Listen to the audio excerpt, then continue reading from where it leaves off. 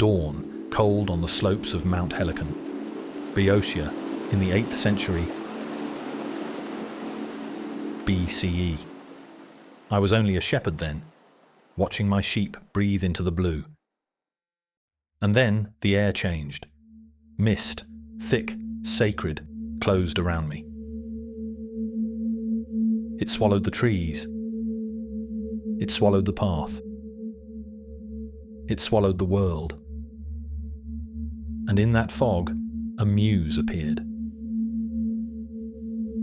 Not as a gentle dream, but as a presence that made my bones feel small. She placed a song inside my chest and told me to speak. So listen. This is not a story of heroes yet. It is a story of beginnings and the first war for the throne of the world. How the world began, how rule began, and why even the gods learned the oldest lesson. The future does not ask permission, because the first crime of heaven was to bury what came next.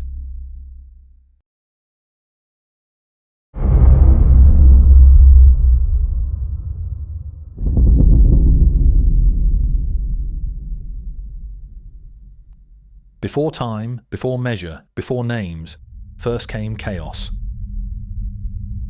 Not chaos as noise or madness, but chaos as a chasm, a yawning gap, a hollow with no edges, a space with no borders, where shape could not hold, because nothing could hold it.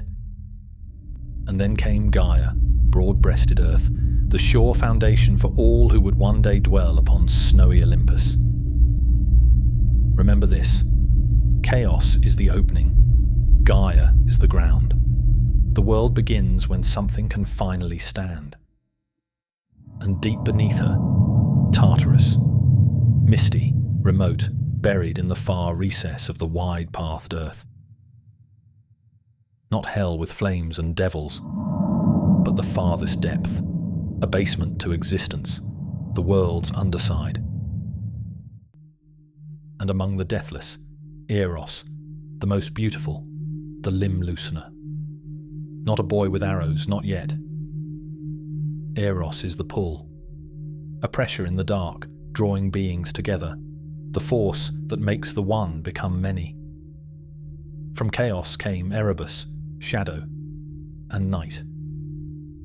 From night came ether, bright upper air, and day, clear light, born when night lay with Erebus. Even here the pattern is set.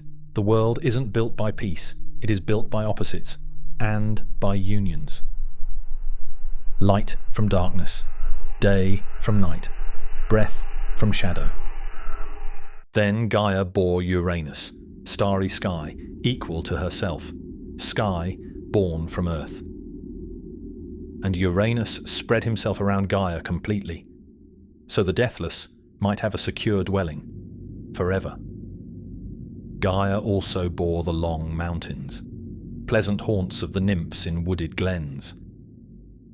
And she bore the unharvestable sea, Pontus, not by romance, but by her own power. Furious, undraining, endless. Nature doesn't always need affection. Sometimes it simply happens. Wild, untamed, unstoppable. Then Gaia lay with Uranus. And their children, vast as the world itself, were born. Not merely people, functions, forces given faces. The Titans. The Titans were 12 powers at the heart of the early world. Oceanus, Coeus, Hyperion, Iapetus, Creius, Theia, Rhea, Thamis, Mnemosyne, Phoebe, and lovely Tethys, Kronos, the youngest and the most dangerous. Not because he was the strongest, not because he was the brightest, because Kronos understood one thing better than the others. Power does not simply exist, power must be kept, and he loathed his mighty father. And Gaia bore more. The Cyclopes, proud-hearted, one-eyed, smiths of thunder and weaponry. And the 100-handers, 100 arms, 50 heads, a living siege. But Uranus hated these children from the beginning.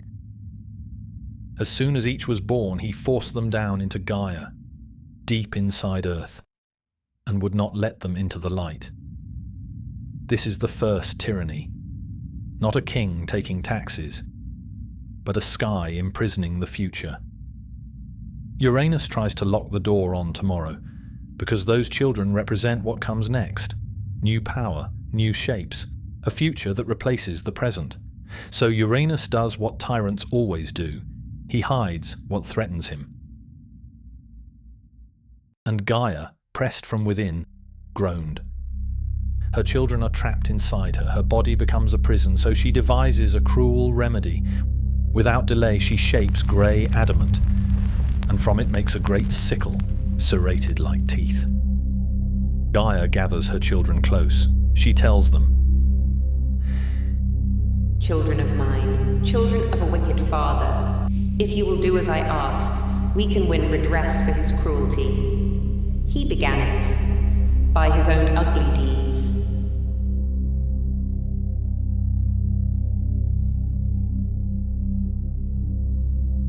Mother. Except Kronos. Kronos steps forward. He does not promise mercy. He does not promise justice. He promises completion. He says he will do it. He says he is not afraid. He says their father will pay, because their father began it. Gaia is delighted. She hides Kronos in ambush. She places the sharp-toothed sickle into his hand, and she teaches him the whole stratagem. Then the night comes, and with it comes Uranus. He comes down with night, claiming Earth, as he always has. And from the hiding place, the sun reaches out, left hand first. With his right, he seizes the great sickle, its long row of teeth.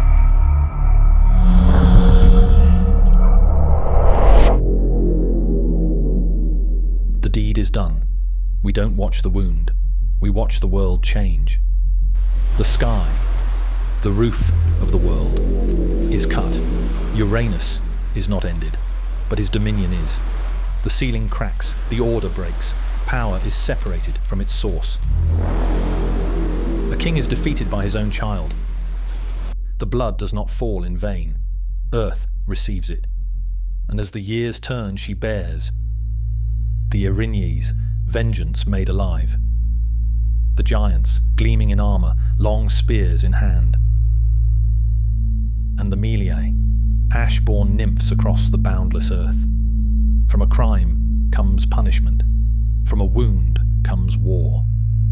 From spilled blood comes living consequence. And what falls into the sea is carried on the waves for a long time. Around it, white foam gathers from immortal flesh. And in that foam, a girl forms. First, she approaches holy Cythera, and from there she comes to Cyprus, Aphrodite, born not from a cradle, but from sea foam and severed power. In this myth, even love arrives as consequence. A terrifying thought, because desire is not always gentle. Sometimes it is the aftershock of conquest. You will be called Titans. You stretched out your hands and committed a monstrous deed. And one day, you will pay for it. But the world does not stop there. Night does not end with night. She bears doom, dark fate, and death. Sleep, dreams, misery, born without the bed of any god, and the powers that measure life, and the spirits that end it. Constellations pinned the sky, names flooded the dark. The sea multiplies. Rivers begin to turn. So, through the gods, the world is filled.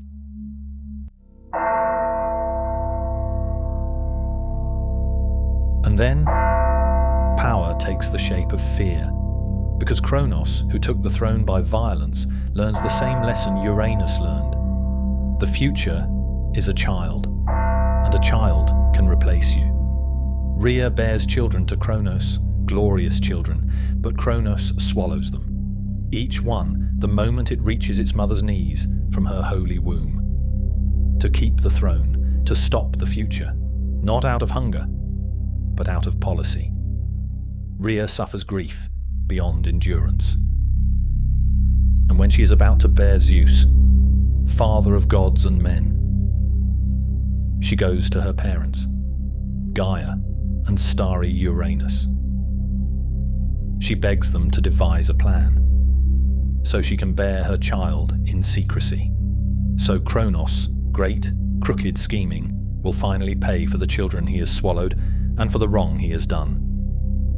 Uranus, though defeated, still knows the shape of fate. And Gaia gives Rhea a command, not a comfort. Go to Lyctus, to the rich land of Crete. There you will bear him. It shall be done. Now hold that thought. Because here the myth becomes a thriller. Somewhere a child is about to be born in secret. Somewhere a tyrant waits in a palace of stone.